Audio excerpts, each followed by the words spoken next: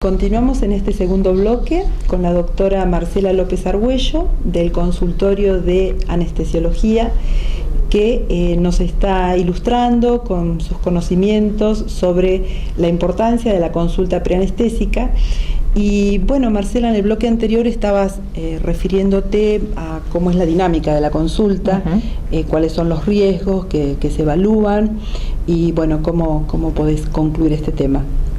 Bueno, como yo te decía, una vez que el paciente ingresa, siempre lo que se está buscando es encaminar hacia qué órgano o sistema puede estar afectado y que eso se traduzca, digamos, en una posible o no complicación. Digamos que cuando uno realiza la entrevista, está buscando eso, estratificar riesgos desde el comienzo. Entonces esto lo va a hacer a través de distintos órganos y sistemas. El ASA, digamos, ASA 2 es el sistema de ASA, mejor dicho, es el sistema de clasificación más normalmente o comúnmente usado. Este sistema engloba todo tipo de enfermedades, no es que sea de algún órgano o sistema en particular, pero bueno, es el que más habitualmente se utiliza.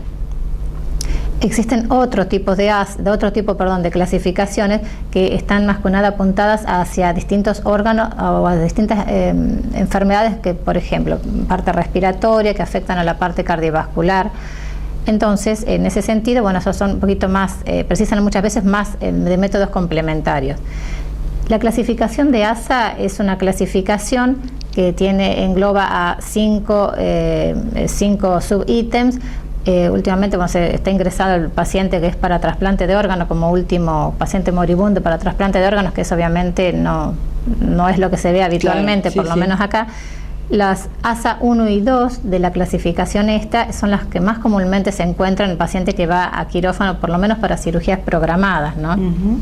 Este tipo de ASA, en el ASA 1 se encuentra un paciente sano. El ASA 2 es un paciente que tiene ya una enfermedad sistémica pero que está controlada, por ejemplo el hipertenso, el diabético, o pacientes que tienen alguna enfermedad pero con su medicación igualan el riesgo o equiparan al riesgo. Bien. El ASA 3 también es otra clasificación que es también bastante frecuente de ver, porque que pase un paciente del ASA 2 al ASA 3 es una cosa muy fina. Ya cuando se encuentra una lesión de órgano blanco, llamamos lesión de órgano blanco cuando, por ejemplo, un hipertenso en su evolución tiene o una enfermedad de la retina o una hipertrofia del corazón o corazón un poco más grande y que esto conlleva algún cambio en el electro, o el paciente diabético también que tiene algún problema, por ejemplo, con una neuropatía diabética o algún problema en la sensibilidad o la movilidad, o enfermedad renal, donde ya existe un daño. Entonces, ese paciente de ser ASA 2 ya pasa a ASA 3. Claro, en un órgano importante, en un sistema exacto, importante. Sí, cuando ya hay un cambio, sí. Igualmente, sí, también, hoy hablando justamente estábamos de lo que es la edad.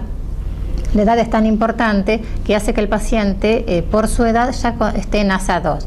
Por ejemplo, pacientes pediátricos, pacientes menores de 1 año o hasta 1 año, y mayores de 70, aunque sean sanos, ya también son ASA 2. Tienen una condición de riesgo. O sea, ya tienen, exactamente, bien. Por eso es la importancia del riesgo.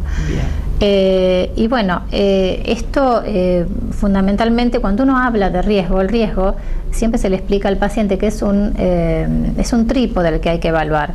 Que fundamentalmente en ese trípode, en ese pilar más importante, se encuentra el paciente, el estado de salud.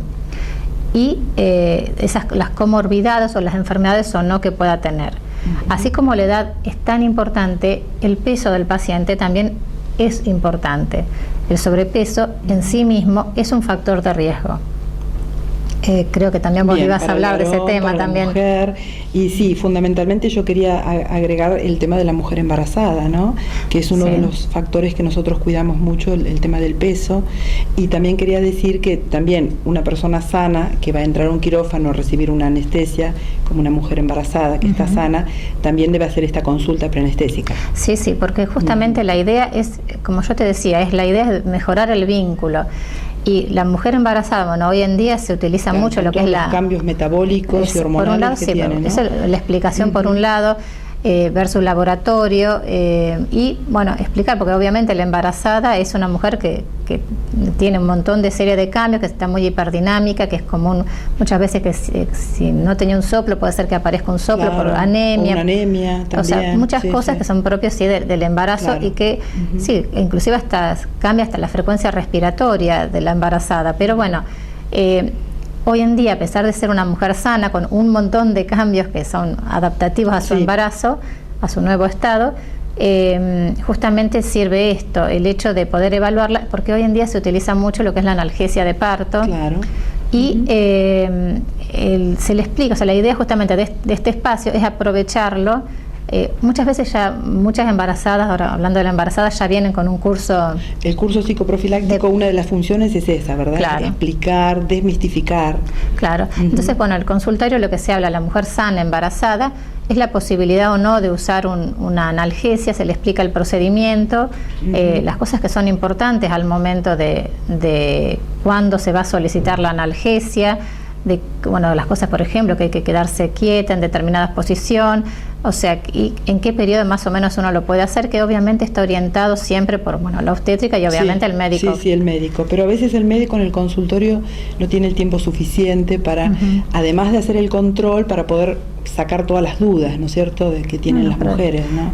Está bien, porque cuando uno se enfoca, o sea, todo lo que es la parte obstétrica lo hace obviamente el médico obstetra. Sí, por supuesto. Y esto está muy enfocado a lo que es la analgesia, fundamentalmente. Bien. Bueno, yo te propongo que vayamos a una pausa y ya va a ser la última y en un ratito continuamos. Muchas gracias.